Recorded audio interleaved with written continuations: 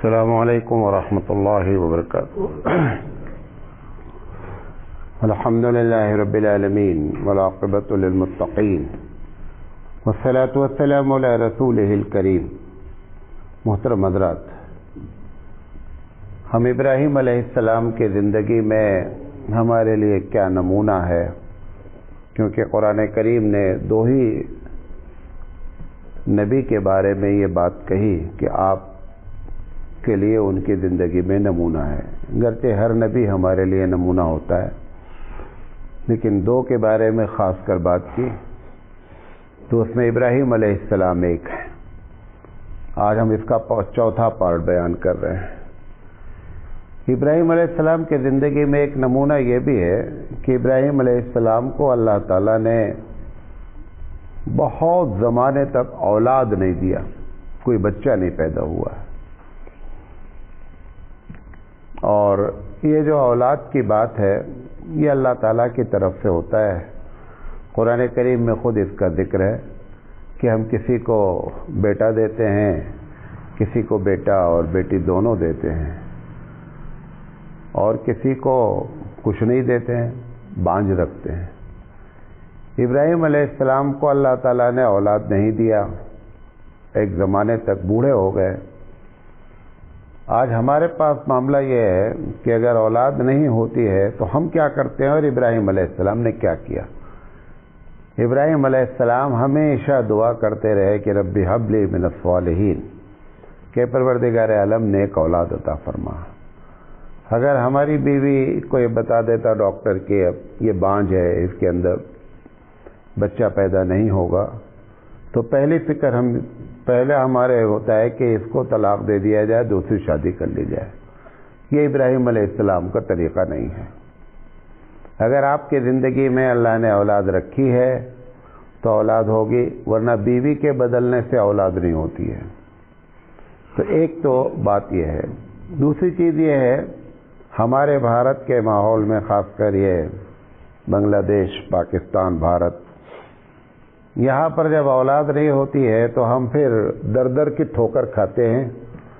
معلوم نہیں کتنی چادریں ہم چڑھا دیتے ہیں، اور کتنی قبروں پر پیشانیاں جا کر کے جھکتی ہیں۔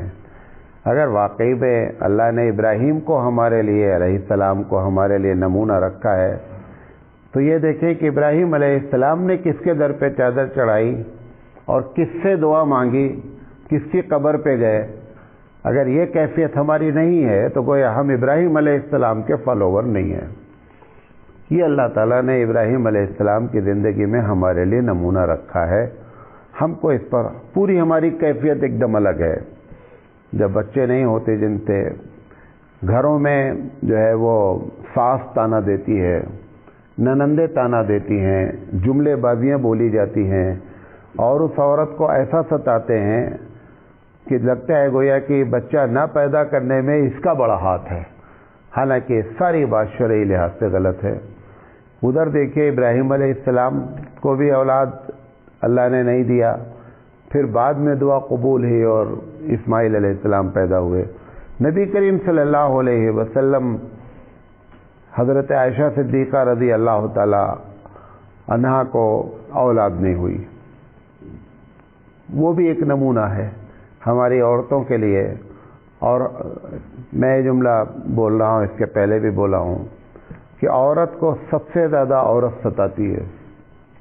مشہور ہے مرد ستاتے ہیں، مرد بھی ستاتے ہیں، لیکن عورت کو جتنا عورت ستاتی ہے اتنا مرد نہیں ستاتے۔ بھئی جو اگر اس کی لڑائی ساس سے ہوتی ہے تو وہ بھی عورت ہے، ننند سے ہوتی ہے تو بھی عورت ہے، دیورانی جیٹھانی سے لڑائی ہوتی ہے وہ بھی عورت ہے، سسر سے اور بہو میں تو بہت کم لڑائی ہوتی ہے۔ ساری لڑائیاں آپس میں جو ہے سارا ظلم عورت کرتی ہیں۔ لہذا اگر عورت کو بچے نہیں ہوتے ہیں تو گھر کی عورتیں ہی سب سے زیادہ اس کو تانا دیتی ہیں، حالانکہ اولاد کا معاملہ اللہ کے ہاتھ میں ہے۔ لہذا ابراہیم علیہ السلام کی زندگی میں یہ ایک بڑا نمونہ ہے۔ آٹھواں، ایک نمونے پہ ہم بات کر رہے ہیں۔ ابراہیم علیہ السلام کو جب اللہ تعالیٰ نے اولاد بھی دیا، اللہ نے بعد میں جو ہے وہ بہت نوازا۔ اللہ تعالیٰ نے آخری بات کہی, جو بڑی بات کہی کہ انی جاعلک للناس اماما, کہ ابراہیم تمہاری زندگی پوری اتنی زیادہ امتحان سے گزاری گئی ہے کہ اب ہم تم کو جو ایوارڈ دے رہے ہیں, انعام دے رہے ہیں, وہ یہ ہے کہ تم دنیا کے امام ہو. اور آج بھی اور قیامت تک بھی آپ دیکھیں کہ محمد صلی اللہ علیہ وسلم سید الانبیاء ہیں, لیکن محمد صلی اللہ علیہ وسلم سے بھی زیادہ جو ماننے والے لوگ ہیں وہ ابراہیم علیہ السلام کو ہیں. کرسچن بھی مانتا ہے, یہودی بھی مانتے ہیں, وہ ماننے کا انداز کیا وہ ایک الگ ٹاپک ہے. ہم بھی مانتے ہیں.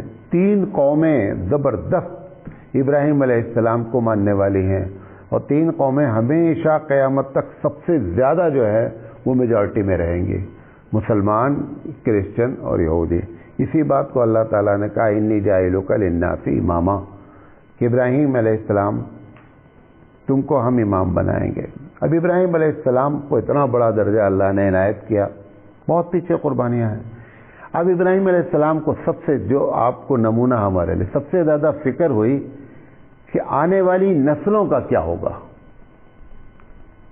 ہم تو اس دنیا سے جب چلے جائیں گے تو یہ جو ماحول پیدا کیا اللہ تعالیٰ نے, توحید کا ایک جو ہے وہ مطلب پورا سیٹ اپ ہوا مکے میں, اور توحید پرست لوگ ہوئے, تو اس کے بعد کیا ہوگا ہم بھی اپنے کو دیکھیں اور ابراہیم علیہ السلام کو دیکھیں. ابراہیم علیہ السلام نے دو باتیں قرآن نے نقل کی, اور بھی ہوں گی بہرحال جو ہم نے نوٹ کیا قرآن سے, کہ ابراہیم علیہ السلام نے سب سے پہلے تو اپنی اولاد کو ول کیا, نصیحت کیا. وَوَصَّىٰ بِهَا إِبْرَاهِيمُ بَنِيهِ, لمبی آیت ہے. آخر میں کہتا ہے فَلَا تَمُوتُنَّ إِلَّا وَأَنْتُمْ مُسْلِمُونَ, کہ اس دینداری کو ہمیشہ قائم رکھنا. ہم وصیت کرتے ہیں. کیا وصیت کرتے ہیں؟ یہ پراپرٹی ہے, پیسہ وہاں باقی ہے, وہاں سے آنا ہے, یہاں سے دینا ہے.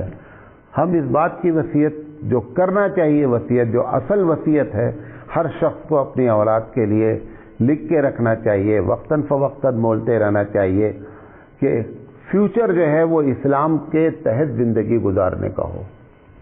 ہم کو اس بات کی فکر ہے کہ ہمارے بچے کی اکنامی اچھی ہو جائے, وہ بھی ایک طریقہ ہے, وہ بھی اس کے لیے بھی شریعت منع نہیں کرتی, لیکن اکنامی اتنا حاوی ہو جائے کہ دین کا آتا پتہ ہی نہیں ہو. یہ ہماری جو کیفیت ہے یہ ابراہیم علیہ السلام کا طریقہ نہیں ہے. تو ایک تو ابراہیم علیہ السلام نے وصیت کی, اور دوسرا بات کی کہ اللہ تعالیٰ سے دعا کیا کہ ربنا وابعث فیہم رسولا منہم, اے اللہ تعالیٰ اس قوم میں کوئی ایک ایسا رسول بھیجیے کہ جو اس پورے ماحول کو ہمیشہ کیا کرے, برقرار رکھے. حضرت ابراہیم علیہ اللہ کے رسول صلی اللہ علیہ وسلم خود فرماتے ہیں کہ میں ابراہیم کی دعا ہوں. ابراہیم علیہ السلام نے دعا کی ہے کہ اللہ اس علاقے میں اسی میں سے نبی بھیجیے. تو نسلوں کی فکر کرنا یہ اسوہ ابراہیمی ہے. ہم نسلوں کی فکر کیسے کر رہے ہیں کہ ان کی اکنامی اچھی ہو جائے. یہ ابھی دیکھیں کتنے لوگ ہیں, آپ صرف اپنے ماحول میں دیکھیں, ادھر ادھر نہیں جائیں, لندن جانے کی ضرورت نہیں ہے, یہیں ہبلی میں دیکھیں. پوش ایریے میں ایک مسلمان رہنا چاہتا ہے, لیکن وہ اس پوش ایریے میں سب شراب پینے والے بڑے قسم کے لوگ ہیں, دین سے کوئی مطلب نہیں ہے, مسجد میلوں دور ہے, لیکن اس کو پوش ایریا پسند ہے. بچے دیندار بنے رہیں گے یہاں, اس کی اس کو کوئی چنتا نہیں ہے, چنتا ہے پوش ایریے کی. ایسے ہزاروں نے, کروڑوں مسلمان ہیں جو اپنے دین کی فکر کرنے کے بجائے پوش ایریا میں رہنے کی فکر کرتے ہیں. اور جن کو فکر ہوتی ہے, میں آپ کو چھوٹی سی مثال دوں. بہت سے لوگ میری تقریر سنتے ہیں.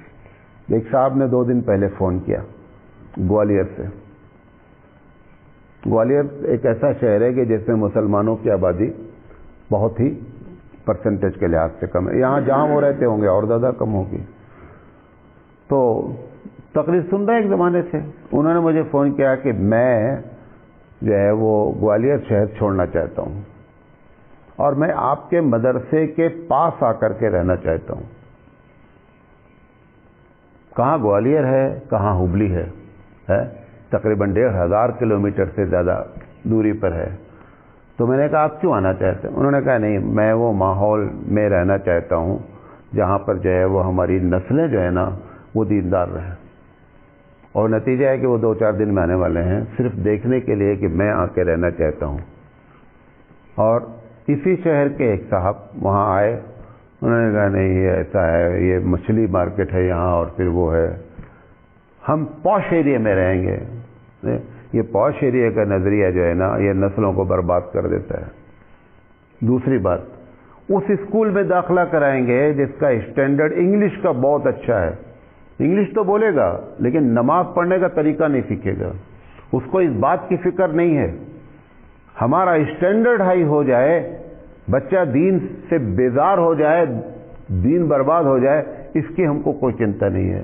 دیکھیں یہ جتنی سوچ ہے یہ سب کے نتیجے برآمد ہو رہے ہیں آپ کی نگاہوں کے سامنے. ابھی تو بہت حالات خراب ہونے, ابھی تو کچھ نہیں خراب ہوئے, ابھی تو بہت زیادہ خراب ہونے ہیں. ابھی بھی کم سے کم ہم اپنی کوششیں برقرار رکھیں. بھائی ایک ایسے اسکول میں داخلہ لیا جائے کہ ٹھیک ہے اسٹینڈرڈ تھوڑا سا کم ہے لیکن یہاں پہ دین محفوظ رہے گا. یہ 1000 گنا افضل ہے اس سے کہ جہاں کے اسٹینڈرڈ ہو کر کے ہمارے بچے کا دین برباد ہو جائے. ایسا نہیں کریں خدا کے واسطے. یہ ساری چیزیں اسوہ ابراہیمی کے خلاف ہیں. ابراہیم علیہ السلام کو اپنی فکر سے زیادہ کس کی فکر ہے؟ نسلوں کی فکر ہے. آپ کو بتایا تھا غالباً یا نہیں, جب یہاں یہ حجاب کا معاملہ اٹھا, یہی ہبلی کی بات ہے, بہت زیادہ اٹھا, بہت پریشانی ہوئی, سب آپ جانتے ہیں. تو یہ جو اسکول ہے آپ کے ثنا شاہین, انہوں نے مشورہ بھی دیا گیا ان کو, انہوں نے بڑی ہمت کر کے کہ ہمارے یہاں سائنس ونگ ہے جس میں لڑکیاں حجاب سے آتی ہیں, ہمارے یہاں کوئی پرابلم نہیں ہے. تو یہ ہوا کہ آرٹ بھی کھول دیا جائے, کامرس بھی کھول دیا جائے. انہوں نے آرٹ بھی کھول دیا, کامرس بھی کھول دیا, اعلان کر دیا.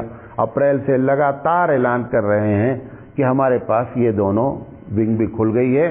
تو جن لڑکیوں کو, مسلمانوں کو پرابلم ہے کہ ہماری بچی دوسری جگہ جا کر حجاب نہیں لگا سکتی ہے, وہ یہاں آ جائے. آپ کو معلوم ہے پورے شہر کا کیا عالم ہوا؟ 3 ایڈمیشن آئے ہیں بھائی صاحب, 3 ایڈمیشن. یہ آپ جو چلا رہے ہیں نا حجاب حجاب, سب ایک دم ہیپوکریسی ہے, منافقت ہے.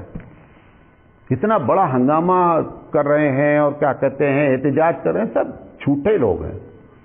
جن کو اپنی بیٹیوں کے حجاب کی فکر ہوتی وہ تمام ان اسکولوں سے ہٹ کر کے اس اسکول کا رخ کرتے, بھلے اسٹینڈرڈ 20% نہیں 25% کم ہوتا, لیکن تمہاری بچی حجاب کے ساتھ رہتی. یہ سب ڈھکوسلے بازیاں ہو رہی ہیں, سب جھوٹی باتیں ہو رہی ہیں. اندر سے ہم ایک ہیں, باہر سے ایک ہیں. ہنگامہ کرنے کے لیے احتجاج کیا جا رہا ہے. اللہ تعالیٰ اندر کی بات دیکھتا ہے. حدیث ہے باقاعدہ کہ میں تمہارے چہروں کو نہیں دیکھتا ہوں, میں تمہارے چہروں کو, تمہارے جسموں کو نہیں دیکھتا ہوں, میں اندر دیکھتا ہوں. وہ اندر کی کیفیت پر رب ذوالجلال فیصلے لیتا ہے. سمجھے نہیں؟ یہ جو اس اللہ تعالیٰ نے کہا کہ ابراہیم علیہ السلام کی زندگی تمہارے لیے نمونہ ہے, اس پر غور کریں. یہ ایسے نہیں کہہ دیا. اتنی آدم علیہ السلام سے لے کر کے حبیب مصطفیٰ تک کتنے بڑے بڑے رسول انبیاء گزرے ہیں. ان میں سے پروردگار عالم نے اپنے کلام میں 2 کے بارے میں یہ بات کہی. ایک اللہ کے رسول کے بارے میں کہ لقد کان لکم فی رسول اللہ اسوۃ حسنہ, اور ایک یہ بتایا کہ ابراہیم علیہ السلام کی زندگی تمہارے لیے نمونہ ہے. یہ ایسے نہیں کہا گیا ہے, یہ اللہ کا کلام ہے, اس میں بہت معنویت ہوتی ہے. اس لیے یہ تو ہماری بدقسمتی ہے کہ ہم اللہ کے کلام کو ایسا چھوڑے ہیں, ایسا چھوڑے ہیں, ایسا چھوڑے ہیں. حالانکہ ایک ایک آیت اس کی اگر غور فکر کیا جائے, میں مبالغے کے طور پہ نہیں کہہ رہا ہوں, ایک ایک آیت PhD کا ٹاپک بن سکتی ہیں, تھیسس لکھی جا سکتی ہیں. سمجھے؟ جس کو آپ جو ہے نا وہ اٹھا کر کے رمضان کے لیے رکھیں اور رمضان میں وہ بھی پڑھیں گے. اس میں کیا لکھا ہے یہ تو ہمارے فرشتوں کو بھی خبر نہیں کہ ہمارا اللہ ہم سے کیا کہہ رہا ہے. لہذا یہ قرآن کریم میں پروردگار عالم نے جو بات کہی کہ ابراہیم علیہ السلام کی زندگی تمہارے لیے نمونہ ہے, تو وصیت بھی کرنے کی فکر کریں, اپنے بچوں کے دیندار رہنے کی فکر کریں, اور ایسے علاقے میں رہنا, ایسے اسکول میں پڑھانا, ایسے سلیبس. کتنے لوگ مائگریٹ ہونا چاہتے ہیں, کہاں؟ یورپ. حالات خراب ہونے سے ہمارے گھر میں بھی بچے بولے ابا ایسا کرو کہ دوسری جگہ کی نیشنلٹی لے لو. حالات خراب ہیں، دیکھ رہے ہیں. تو میں نے کہا کہ وہاں کیا ہوگا؟ انہوں نے کہا ہم سیف رہیں گے. ہم نے کہا کہ دین کا کیا ہوگا؟ بھئی تم سیف رہو گی، ایک نسل تم سنبھال لو گی، تیسری نسل کا کیا ہوگا؟ تیسری نسل کا ہوگا کیا؟ حالات تو دن پر دن مزید کیا ہونے ہیں، خراب ہونے ہیں نا. ہم قیامت کی طرف بڑھ رہے ہیں تو نتیجہ کیا نکلے گا؟ نتیجہ یہ نکلے گا کہ ہم سیف ہو جائیں گے اور دین انسیف ہو جائے گا. جہاں پہ دین سیف رہے وہاں پر نبی کریم صلی اللہ علیہ وسلم آخری دم تک مکے میں رہنا چاہے، لیکن جب دیکھا گیا کہ اب یہاں دین ہی کا عمل کرنا خطرے سے خالی نہیں ہے، لوگ ہماری جان کے پیاسے ہو گئے، اللہ تعالیٰ نے حکم دے دیا محمد صلی اللہ علیہ وسلم اس علاقے کو چھوڑ دیجئے. علاقے کو چھوڑنے کی وجہ ہمیشہ دین ہونا چاہیے. علاقے کو چھوڑنے کی، ملک کے چھوڑنے کی وجہ جو ہے نا عیاشی اور اپنا جو ہے وہ کہ ہماری زندگی جو ہے وہ ہائی فائی ہو جائے، یہ اسلامی نظریہ نہیں ہے. اسلامی نظریہ اسلام کی حفاظت، بچے ہمارے نسلوں کی حفاظت، اس کا نظریہ لے کر کے ہم کو ہمیشہ مائگریشن کبھی کرنا چاہیے.